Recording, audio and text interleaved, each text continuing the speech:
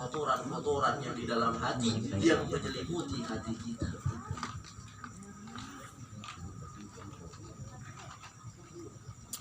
Kadangkala kenapa di dalam kehidupan kita ini problem. Ibaratnya kita baru kena kiong, baru nyari senter. Kena duri, kaki kita tertusuk duri, baru kita nyari senter. Nginjek kotoran kita, baru kita nyari senter. Ada masalah, baru kita lari. Ada musibah, baru kita nyari majelis, baru kita deketin orang-orang alim. Padahal salah siapa lu ngontrol sawah nggak bawa pelita? Padahal suruh siapa lu ngontrol sawah nggak bawa senter? Ada senter tapi cahayanya tidak bisa menerangi jalannya. Kenapa senter tersebut nggak kita betulkan? Inilah kebanyakan yang kita alami kehidupan.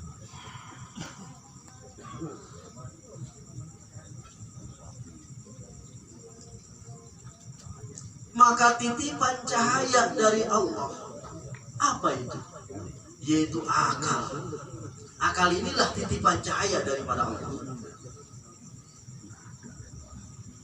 Tapi kadangkala kita tidak bisa menggunakan akal sehat kita, karena banyaknya yang menyelimuti pikiran kita, yaitu prasangka buruk terhadap manusia, prasangka jelek terhadap manusia. Inilah yang menyelimuti akal kita, sehingga akal kita tidak bisa kita gunakan secara benar. Maka pengajian yang kemarin, bila mana orang tersebut menerangkan cahayanya tersebut dengan melakukan ibadah-ibadah yang zahir, maka semakin banyak dia zikir kepada Allah, semakin banyak dia mendekatkan diri kepada Allah, semakin banyak dia menghilangkan kotoran-kotoran di dalam hatinya, semakin banyak dia menghilangkan kotoran-kotoran di dalam pikirannya, maka teranglah cahaya tersebut. Ketika terang cahaya tersebut, maka tiada lagi yang gaib baginya.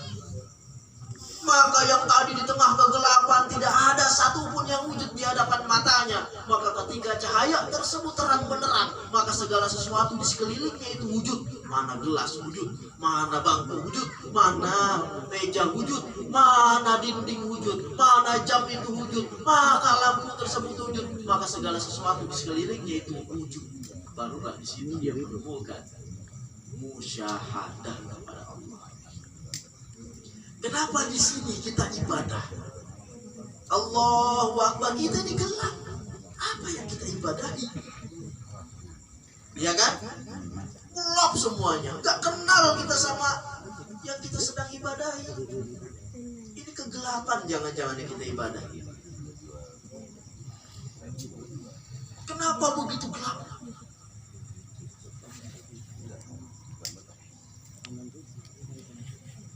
Bagaimana caranya di tengah kegelapan tersebut?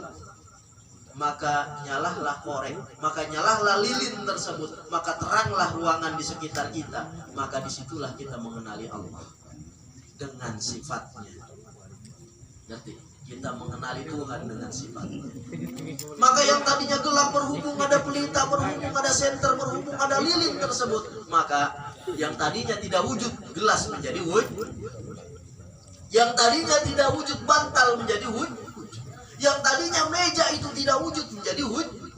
Yang tadinya bangku itu tidak wujud menjadi wujud. Yang tadinya tersebut tidak nyata maka menjadi nyata. Maka yang tadinya gaib menjadi tidak gaib baginya. Karena banyaknya cahaya keimanan dan cahaya keislaman yang menyinari hatinya, disitulah pertemuan antara hamba dengan Tuhannya, yaitu di dalam qalbnya. Maka disitulah dia mengenali Tuhan dengan sifat-sifatnya, dia menyadari Tuhan dengan sifat-sifatnya.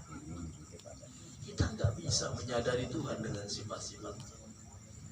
Padahal Allah setiap saat ini mempertemukannya kepada kita. Setiap jam Allah menjadwalkan pertemuan antara dia dengan hambanya. Berhubung kita tidak mempunyai cahaya, maka akal dibatasi, dihijabi oleh prasangka-prasangka.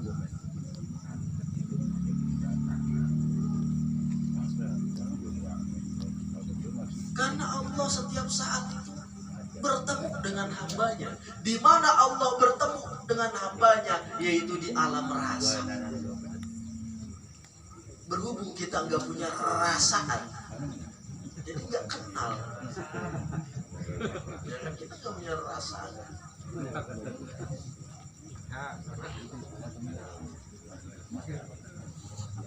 Ketika kita menemukan rasa, barulah kita menemukan nama. Bukan nama dulu baru rasa. Yang ada juga rasa dulu baru nama. Kita menemukan rasa manis, maka rasa manis inilah kita namakan gula. Ngerti?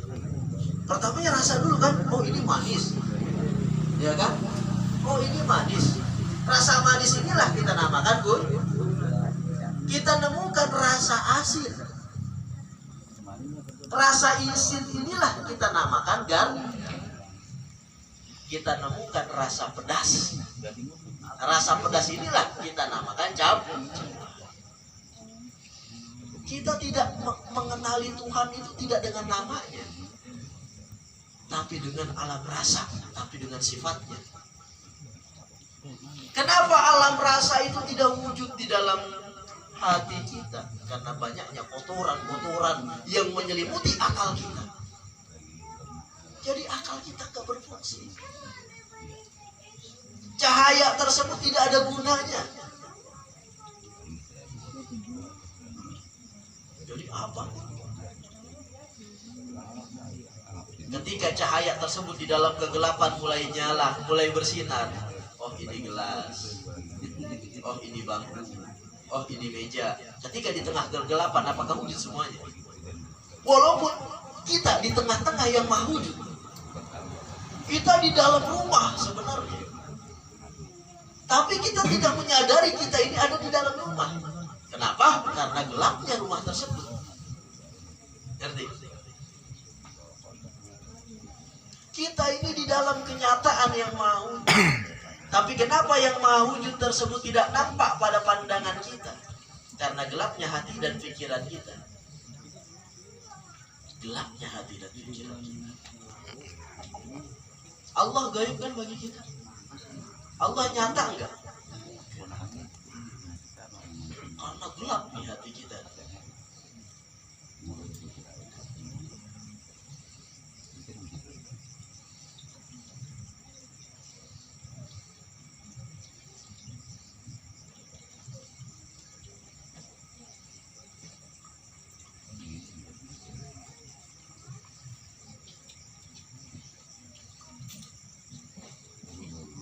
Bagaimana caranya cahaya tersebut terang, bersinar? Maka banyaklah melakukan ibadah-ibadah yang zahir. Apa itu ibadah-ibadah yang zahir? Kasolah, katilawatil Quran. Memperbanyak sholat, memperbanyak zikir, memperbanyak membaca Al-Quran. Bila mana datang ketika kita sholat itu kenyamanan dan ketentraman, maka sudah bersinar hati kita. Bila mana datang ketika kita membaca Al-Quran rasa tenang dan rasa nyaman, maka sudah bersinar hati kita.